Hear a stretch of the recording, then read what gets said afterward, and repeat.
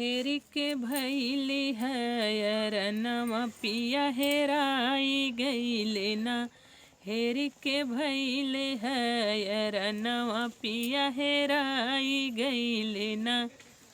हेरत हेरत भैले ठीक दोपहरिया ससुरवाई गईले ना। झट से कढ़ली मैं घुघुटवा पटला जाई गईले ना। झट से कढ़ली मैं घुघुटवा पटला जाई गईले ना। हेरी के भैली हयरनवा पियवा हेराई गईले ना। हेरत हेरत भैले साझवा की जुनिया जेठवा आई गईले ना। झट से रहिया मैं बेरवली पटला जाई गईले ना। झट से रहिया मैं बेरवली पटला जाई गईली ना।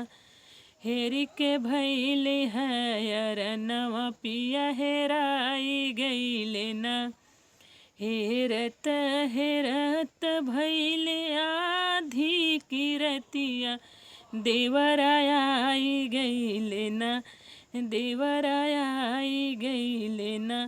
झट लड़वली मैं नयनवा पटला जाई गईले ना। झट लड़वली मैं नयनवा पटला जाई गईले ना। हेरी के भैली हयरनवा पिया हेराई गईले ना।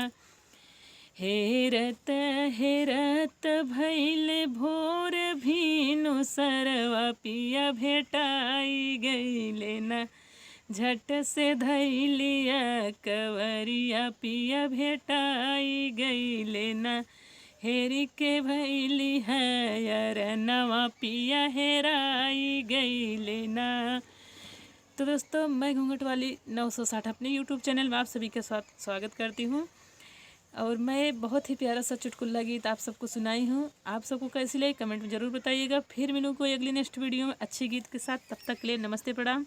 जाते जाते आप सबसे रिक्वेस्ट है मेरे चैनल को आगे बढ़ाइएगा, वीडियो को लाइक करना, चैनल को सब्सक्राइब।